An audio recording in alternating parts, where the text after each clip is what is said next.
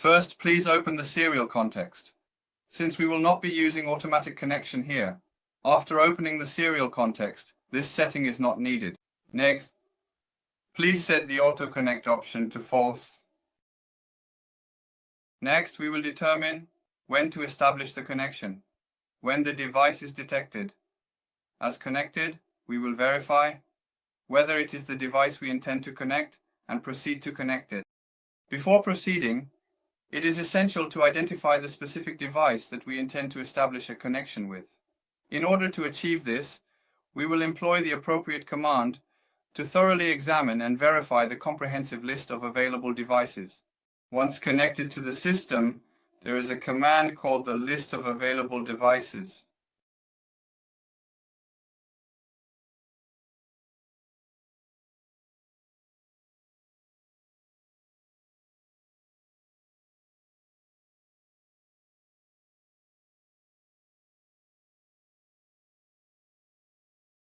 In the context of grammar, devices will ultimately be considered as either undefined or null.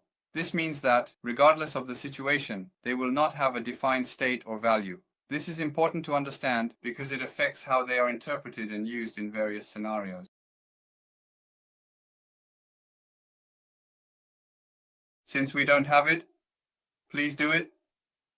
For now, we don't know the information about the device we want to connect, so I will modify it like this and make sure to output the device and the device object as is with console log. Let's assume we will connect it later and make this modification.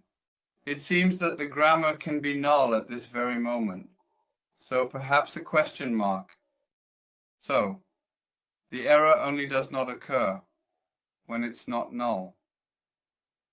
Right, at all times. Now let's run the app once in this state. I've come to the project folder and I'm currently connected wirelessly, and just like last time, I've connected the Arduino through a USB hub.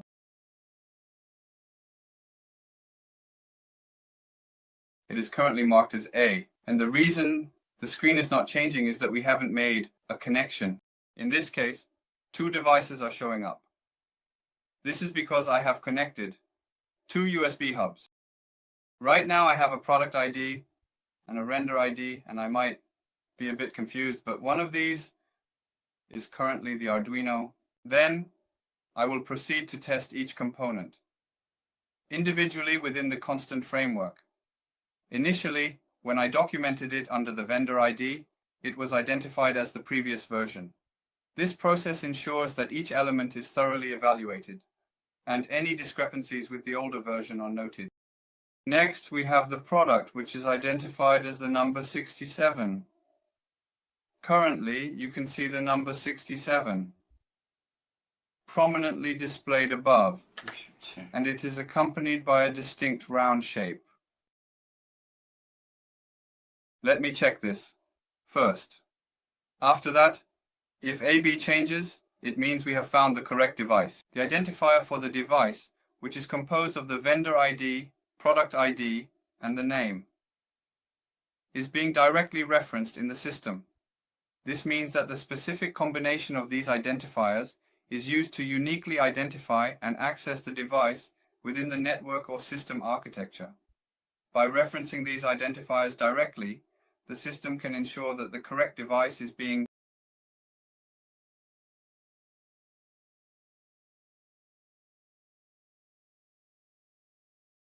The current setup is not functioning as expected. This issue arises because if there is even a single error or discrepancy in the configuration, the system will automatically disconnect. Conversely, if everything is set up correctly, the system will confirm the connection. To troubleshoot this, the first step is to verify whether there is an existing connection. If you find that something is indeed connected, you should proceed to disconnect it. After doing so, it is advisable to rename the connection to something like void, or any other placeholder name that signifies the end of the process. This renaming step is crucial as it helps in avoiding confusion in future operations. Additionally, ensure that all cables and wireless connections are properly secured and that the software settings are correctly configured. Double-check the network settings to confirm that they match the required specifications. If the problem persists, consider consulting the user manual or reaching out to technical support for further assistance. By following these steps meticulously, you can ensure that the system will function correctly and maintain a stable connection.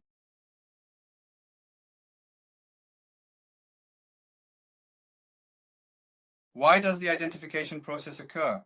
Is it because the spelling is incorrect? Or is there another reason behind it that we might not be aware of?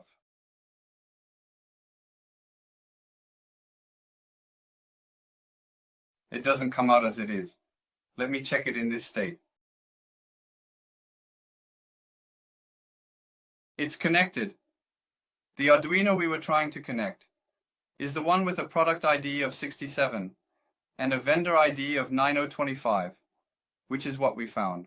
As you can see, now I have set the vendor ID to 9025 and the product ID to 67 in the constant reference. So, once it is confirmed that a device is connected, I will check the information of the currently connected devices. If we find the Arduino we want to connect among those devices, I will disconnect any existing connections and manually set it to connect at the specified baud rate. By doing this, as I mentioned earlier, even if multiple other USB devices are connected, only this one will be connected. If you just reload, once again you can see that it is now connected and changes to AB. Normally, this time, I explained how to manually connect USB devices on Android instead of using automatic connection. Well then, I will see you next time with different content.